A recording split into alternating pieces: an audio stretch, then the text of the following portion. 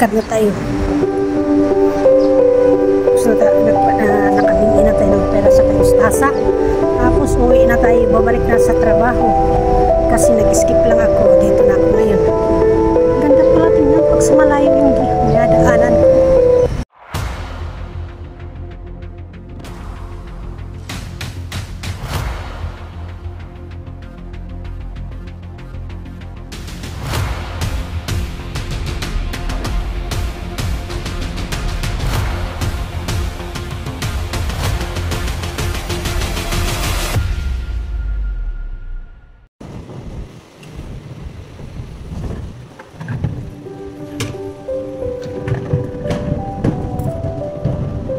Bago naman itong bulaklak nito. Ganda. Magbayad ako sa Kayustasa, magpadala ko ng pera. Tapos nadaanan ko itong bulaklak ng kagandang yellow at saka red. Yun. Ganda no. Diba? Ganda yung kulay niya. Tapos may kung dibikike na yun. Busy sa trabaho. Tapos ako nag-alan lang dito. Punta ko ng bangko. Tapos nadaanan ko ito.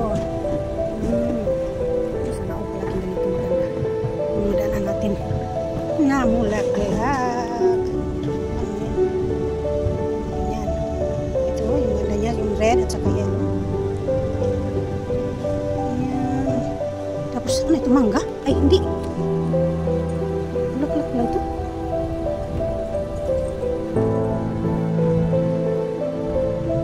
Ito, anong tawag nito? Ano, plant na yan. Ito sa bahay mayroon yan ganyan.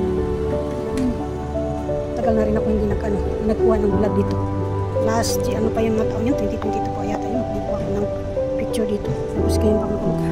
Yung dahon niya parang mangga. Ang haba. Pero hindi pa lang. Ang yan, ano? Isang trip na bulaklak. Ito sa ano? Indoor plant po dito. Ang ganito. Indoor plant. Indoor plant yan. Ayan. Friday dito marami itong mga tinda. Ngayon wala. Yan yung mga turista. China yata yun. Ayan. Pupunta tayo sa bangko. Kaya habang naglalakad, kukuha tayo ng pang-primer kasi wala na tayong pang-upload. Ang buhay ng vlogger, kailangan maghanap ng content.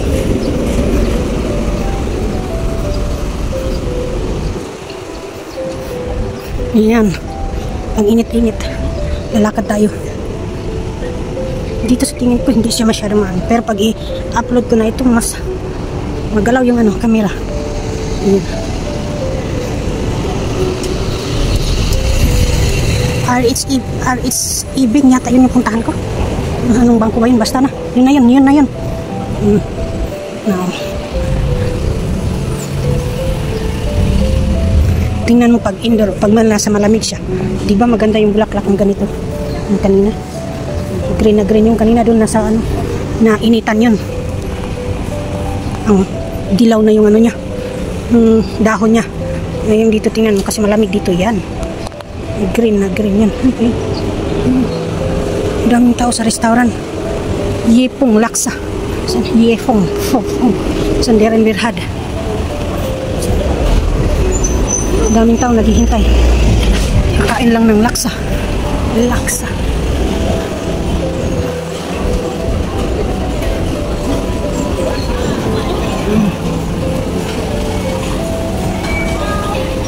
Hintay sila sa turn nila.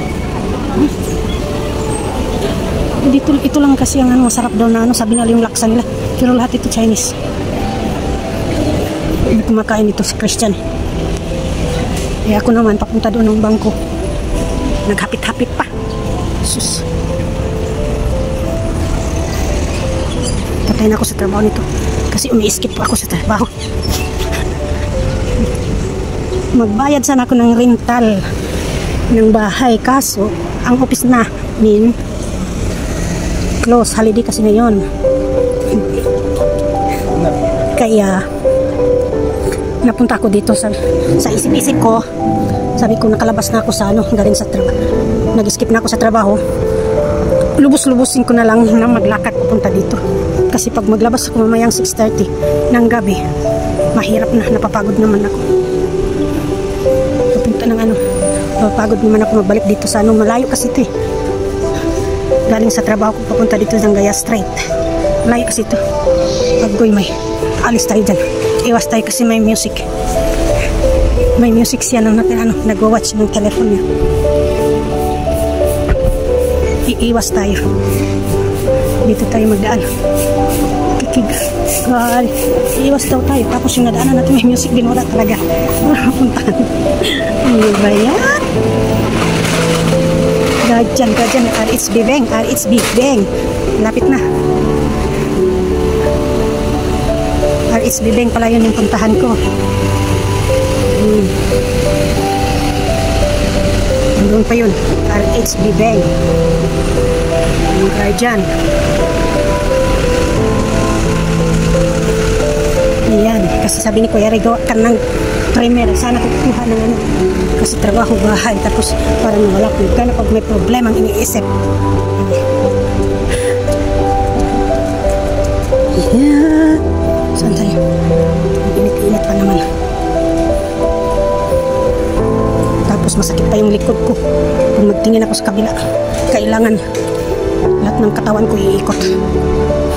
Yun ako, yung itong karisasakyan naman pag tumatakbo parang 20. Ano yata?